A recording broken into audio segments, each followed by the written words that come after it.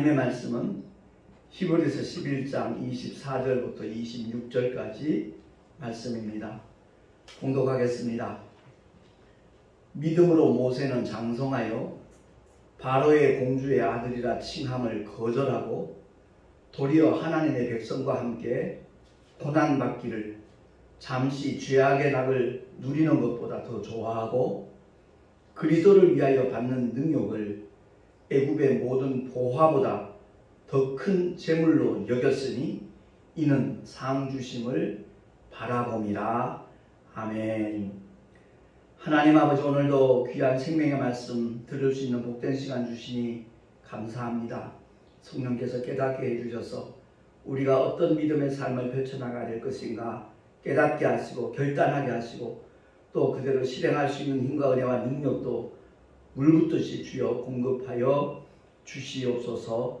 우리 구주 예수 그리스도 이름으로 감사하며 기도하옵나이다. 아멘. 아마 개척교회나 작은교회 목사님들은 아마 공이 그런 것을 느낄 겁니다.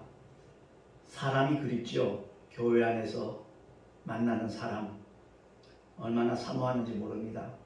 아마 그것은 모든 목회자들이 공통적으로 느끼는 것이 아니겠는가. 큰 교회 목사님도 마찬가지일 거예요.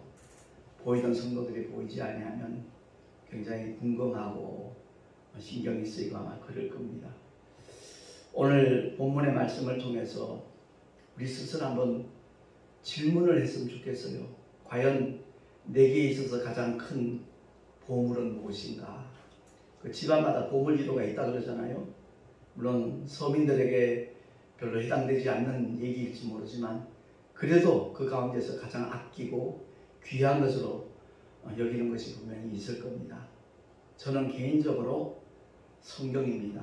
정말 하나님의 생명의 말씀, 진리의 말씀이 담겨져 있는 이 성경책. 제가 75년도에 처음 교회에 발을 디뎠을 때 그때 쓰던 성경책을 언젠가 이사하면서 막 분실한 것 같아요. 그것을 잃어버린 것이 얼마나 아쉽고 아까운지 아마 짐작들이 되실 겁니다. 과연 오늘 본문의 말씀을 통해서 모세에게 있어서 가장 큰 재물이 무엇이었는가 하는 제목으로 우리 함께 말씀을 통해 은혜를 받을 수 있기를 바랍니다. 히브리서 11장은 믿음장입니다. 잘 알고 있듯이. 근데 믿음은 바라는 것들의 실상이다 그랬습니다. 우리가 정말 너무너무 행복하기를 원하잖아요. 고통 없고 괴로움 없는, 슬픔 없는 그런 세상을 바라보잖아요. 바로 믿음의 실상이 그렇다는 거죠.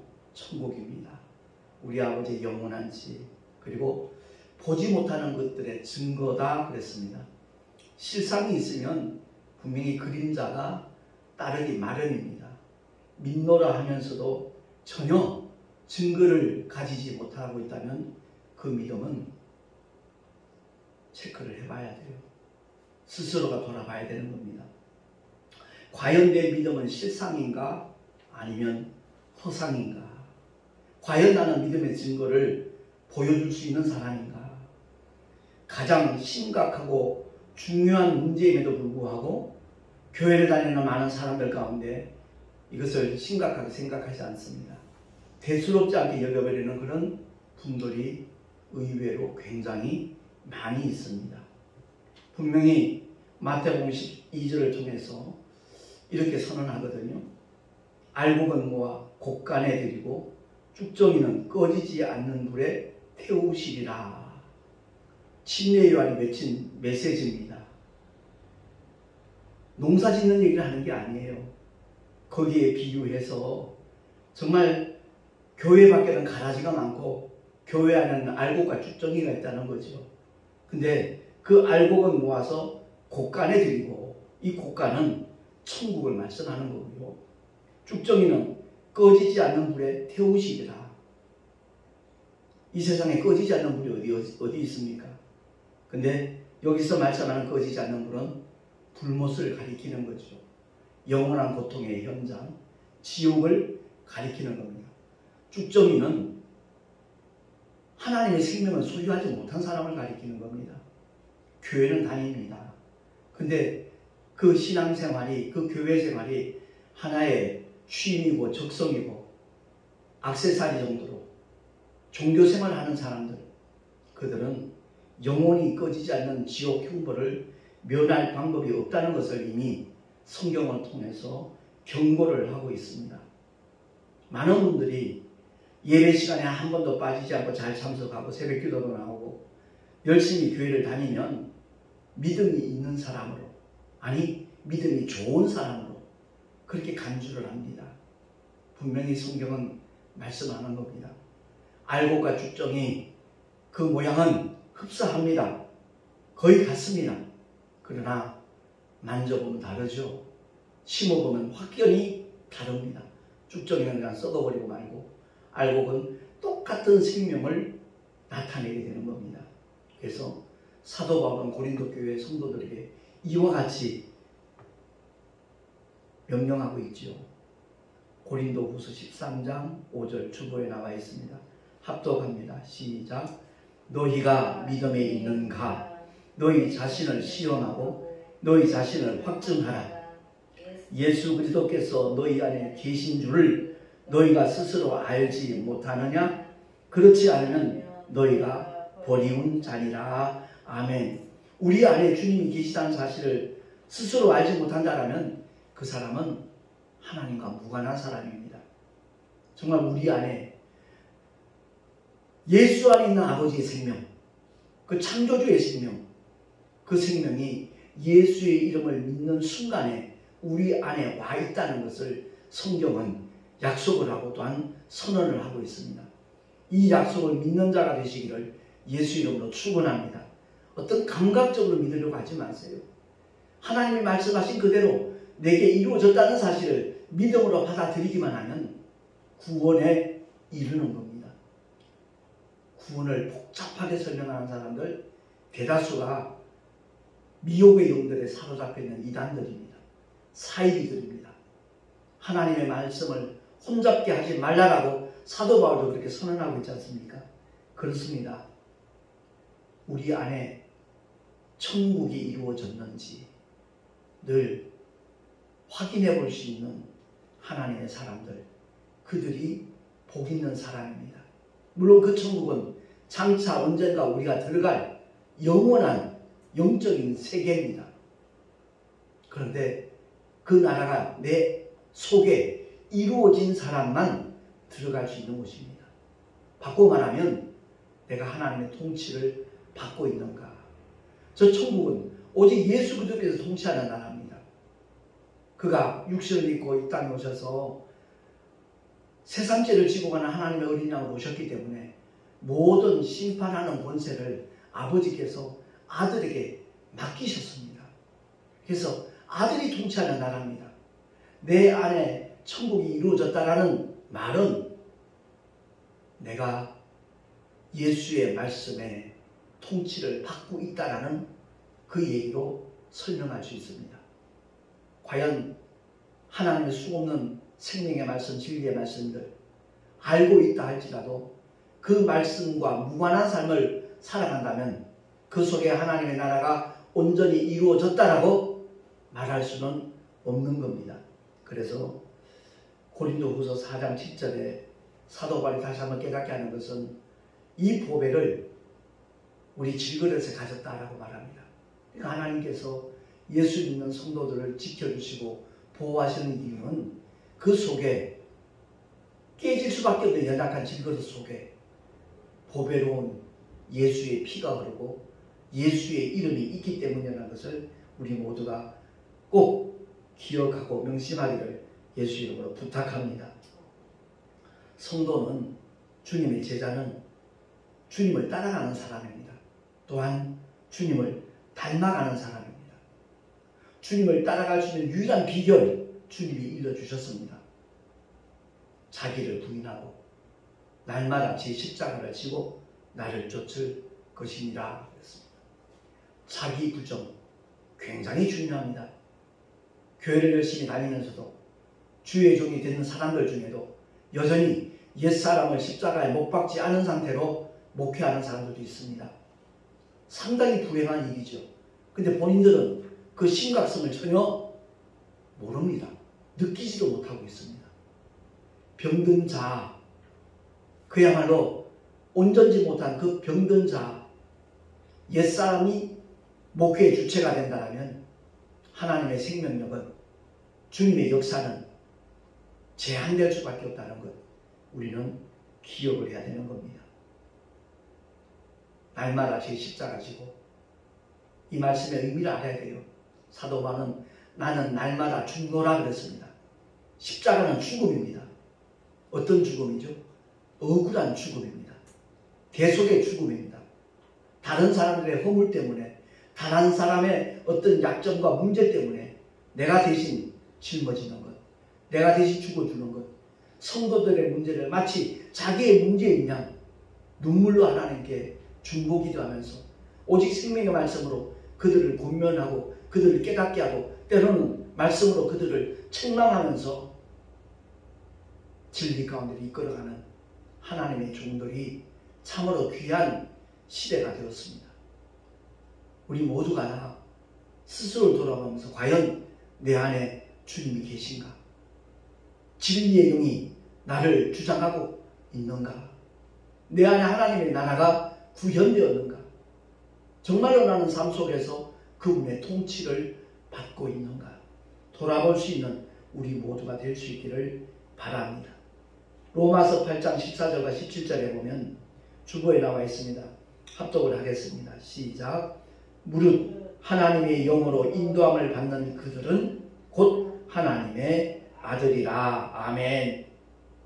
이어서 자녀이면 또한 후사, 곧 하나님의 후사요 그리스도와 함께한 후사니 우리가 그와 함께 영광을 받기 위하여 고난도 함께 받아야 될 것이니라. 아멘.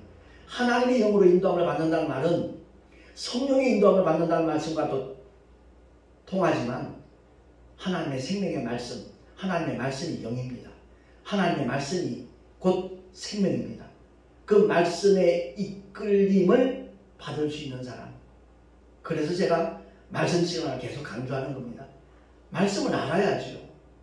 말씀을 알고 있어야 하나님의 뜻이 무엇인가를 분별을 하고 그 말씀을 따라가는 거죠. 그 말씀의 인도함을 받을 수 있는 거죠. 그 사람이 곧 하나님의 영으로 인도함을 받는 사람입니다. 우리는 분별과 판단을 잘 구별할 수 있어야 돼요. 영의 분별 반드시 필요합니다. 근데 남을 판단하는 것, 그건 분별과는 차이가 있습니다. 분별은 분명히 자기에게 적용을 하는 것이고 다른 사람들에게도 그 악영향이 미치지 아니하도록 권면하고 경계시키고 가르치는 그것이 바로 분별하는 사람들의 자세입니다. 태도입니다. 마음가짐이고요. 근데 판단은 자기만 못하는 거죠. 자기 잣대로 다른 사람들을 깐보고 흉보고 비난하는 것. 분명히 분별과 판단은 비슷해 보이나 다르다는 것을 우리는 깨달아야 될 것입니다. 오늘 본문에 보면 모세는 장차 오실 메시아를 바라보면서 충성된 사환으로 하나님 앞에 충성하며 고난을 받은 사람입니다. 본문 25절에 보니까 하나님의 백성과 함께 고난을 받기를 잠시 죄악의 낙을 누리는 것보다 더 좋아했다라고 말합니다. 모세는 바로의 공주의 아들이라는 칭함을 거절하고 모든 기득권을 내던져버리고 오직 하나님께서 택하여 부르신 그 목적을 이루기 위하여 생애를 온전히 하나님 앞에 헌신하고 충성했던 사람입니다. 26절에 보니까 그리스도를 위하여 받는 능력, 그 능력을 애굽의 모든 보화보다 더 큰 재물로 여겼으니 왜? 이는 상 주심을 바라봄이라. 그렇습니다. 저와 여러분 왜 신앙생활하고 왜 목회를 하고 있습니까?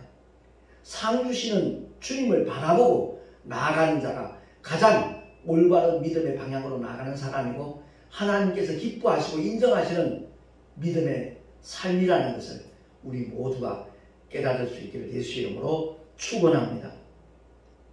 사도 바울은 이미 구원이 이루어진 자로서 하나님의 구원을 받은 자로서 오직 복음의 일꾼으로 충성한 사람입니다. 그러니까 모세와 바울은 엄청난 차이가 있는 입장이지요. 분명히 주님이 말씀하시기를 여자가 낳은 자 중에 세례 요한, 침례 요한보다 큰 자가 없다 그랬습니다. 마지막 선지자 요한, 그가 가장 큰 선지자라고 했습니다. 그러나 신약에 와서 예수의 십자가의 보혈로 죄사함 받고 그 예수의 이름을 믿음으로 말미암아 하나님의 자녀가 되는 권세를 얻은 저와 여러분은 세례 요한보다 더 큰 자임을 믿으시기 바랍니다. 제 얘기가 아닙니다. 주님이 그렇게 말씀하셨습니다. 그만큼 예수 그리스도의 공로가 큰 것이고 예수 그리스도는 곧 아버지의 뜻이기 때문에 우리 모두가 다 예수 이름을 누구보다도 사랑하고 의지하고 자랑하는 하나님의 사람들이 되십시다. 그래서 사도 바울은 표대를 향하여 달려나가면서 어떤 일에 가장 관심을 쏟았는가? 골로새서 1장 24절입니다. 합독을 하겠습니다. 시작. 내가 이제 너희를 위하여 받는 괴로움을 기뻐하고 그리스도의 남은 고난을 그의 몸된 교회를 위하여 내 육체에 채우노라. 아멘. 역설적이잖아요. 골로새 교회 성도들 위하여 받는 괴로움을 기뻐한다라고 그는 고백하고 있는 겁니다. 뿐만 아니라 그리스도의 남은 고난을 그의 몸된 교회를 위하여 자기 육체에 채운다라고까지 그는 말씀을 하고 있는 겁니다. 그가 받은 고난의 현장을 제가 잠깐 성경으로 이렇게 대언을 한다면 고린도 후서 11장에 나와 있습니다. 저희가 히브리인이냐? 나도 그러하며 저희가 이스라엘인이냐? 나도 그러하며 저희가 아브라함의 씨냐? 나도 그러하며 저희가 그리스도의 일꾼이냐? 정신없는 말을 하느니와 나도 더욱 그러하도다. 내가 수고를 넘치도록 하고 옥에 갇히기도 더 많이 하고 매도 수없이 맞고 여러 번 죽을 뻔하였으니 유대인들에게 40에 하나 감한 매를 5번 맞았으며 3번 태장으로 맞고 1번 돌로 맞고 3번 파선하는데 일주일을 기쁨에서 지냈으며 여러 번 여행에 강의 위험과 강도의 위험과 동족의 위험과 이방인의 위험과 시내의 위험과 광야의 위험과 바다의 위험과 거짓 형제주의의 위험을 당하고 또 수고하며 애쓰고 여러 번 자지 못하고 죽이며 목마르고 여러 번 굶고 춥고 헐벗었노라. 이외의 일은 고사하고 오히려 날마다 내 속에 눌리는 일이 있으니 곧 모든 교회를 위하여 염려하는 것이라. 아멘. 사도 바울이 얼마나 복음을 위하여 주의 몸된 교회를 위하여 헌신하고 충성하면서 고난의 현장에 있었는가. 그는 회상하면서 고린도 교회 성도들에게 권면을 하는 겁니다. 십자가 없이는 부활의 영광 결코 있을 수 없습니다. 그런데 오늘날 노 크로스 노 크라운은 하나의 구호로 끝나고 있습니다. 정말 영혼구원을 위해서 복음을 위해서 주의 몸된 교회를 위하여 헌신하고 희생하는 사람 찾아보기 힘듭니다. 제가 참으로 감사하게 생각하는 것은 어떤 분이 그래요. 목사님 11조 설교, 헌금 설교 하지 않느냐고. 할 이유가 없습니다. 하나님의 은혜를 덧입으면 하나님께서 그들을 통해서 일하시거든요. 제가 너무 감사하게 생각하는 것은 정말 택시 전도를 위해서 이름 없이 빚도 없이 헌신하는 분들이 계시다는 사실입니다. 천안에 계신 권사님은 벌써 7년째 묵묵히 매달 조금씩이나마 후원을 하고 계시고요. 저는 그 권사님의 헌금도 헌금이지만 우리를 위하여 늘 중보기도를 하는 권사님이시기 때문에, 그리고 대구로 내려갈 때는 일부러 이렇게 난방이라도 해야 되지 않냐고 또 적지 않은 금액을 헌금하신 적도 있고요. 그리고 최근에 알게 된 권사님 같은 경우도, 그분은 서울에 있는 감리교 권사님이에요. 남자분이시죠. 70이 좀 넘으신 분인데 험한 일터에서 근무하시면서 매달 그렇게 택시 선교를 위해서 헌금을 하고 계시거든요. 너무너무 감사합니다. 또한 이름을 밝히지 말라는 분이, 제가 이제 설교하면서 개인 택시를 하게 되면 훨씬 더 효율적으로 복음도 전할 수 있고 산학금에 어떤 부담감 없이 택시를 하면서 목회를 할 수 있겠다라는 그런 말씀을 한번 드린 적이 있었는데, 씨앗 헌금으로 이렇게 100만 원을 또 헌금을 하셨어요. 이런 일들이 그야말로 굳이 헌금에 목매어가지고 설교할 이유도 없는 것이고요. 하나님께서 그것을 요구하시는 것이 아니기 때문에 오직 하나님의 생명의 말씀, 주님의 사랑과 은혜를 그대로 전하기만 하면 일하시는 건 하나님이시거든요. 그들 마음속에 감동도 주시고, 누가 시켜서가 아니라 자원하여 하나님 앞에 드리는 그 예물을 하나님께서 얼마나 기쁘시게 받으시겠는가. 제가 4년 전에 대구에서 택시 전도할 때 만난 그 집사님, 여집사님이 이제 제 택시를 탔었는데, 그 부부가 정말 열방교회를 위해서 얼마나 아름답게 헌신하는지 그분들을 생각하면 언제나 마음이 푸근하면서도 짠하기도 하고요. 정말 기도할 때마다 우리 어머니도 그런 고백을 해요. 우리 부부를 위해서 기도하고 난 다음에 가장 먼저 나오는 기도가 그분들을 위한 기도라는 고백을 또 이번에 하시더라고요. 그렇습니다. 우리 모두가 다 분명히 기억해야 될 것은, 나는 과연 하나님을 위하여, 복음을 위하여, 주의 몸된 교회를 위하여 얼마만큼 헌신하고 충성하고 희생하는가, 스스로 돌아볼 수 있는 그런 믿음을 가져주시기를 예수 이름으로 부탁합니다. 마지막으로 갈라디아서 6장 7절 말씀 우리 한 번 더 합독을 하도록 하겠습니다. 시작. 스스로 속이지 말라. 하나님은 만원이 여김을 받지 아니하시나니 사람이 무엇으로 심든지 그대로 거두리라. 자기의 육체를 위하여 심는 자는 육체로부터 썩어진 것을 거두고, 성령을 위하여 심는 자는 성령으로부터 영생을 거두리라. 아멘. 그렇습니다. 일평생 교회를 다니면서도 정말 하나님 앞에 제대로 된 주님의 마음을 감동시킬 만한 예물 한번 드려본 적이 없는 사람이라면 자신의 믿음을 체크해 봐야 됩니다. 나는 과연 주님을 사랑하는 자인가? 나는 과연 하나님의 은혜를 입은 자인가? 정녕 영원히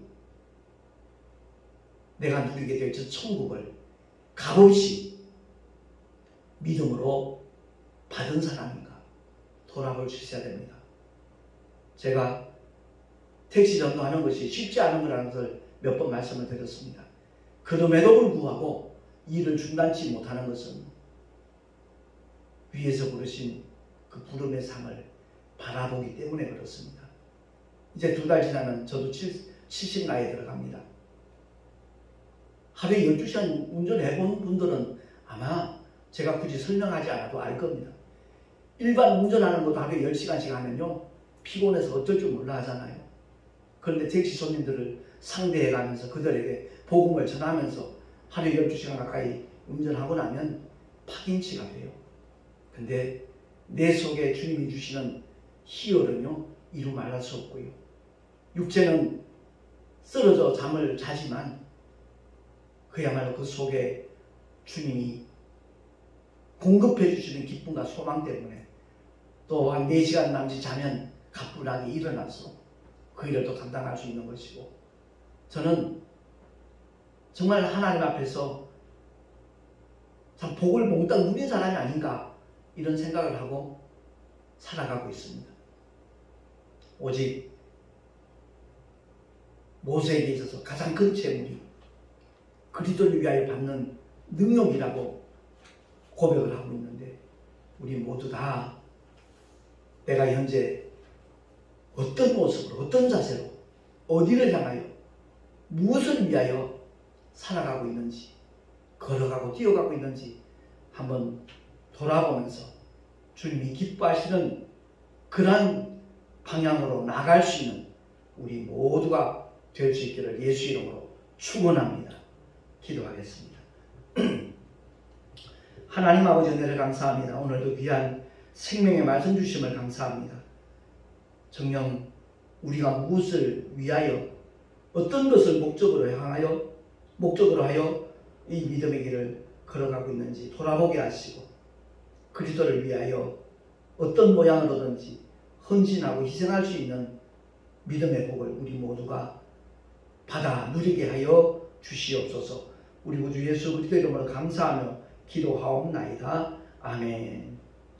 교회 소식 주보를 참고하시면 좋겠고요.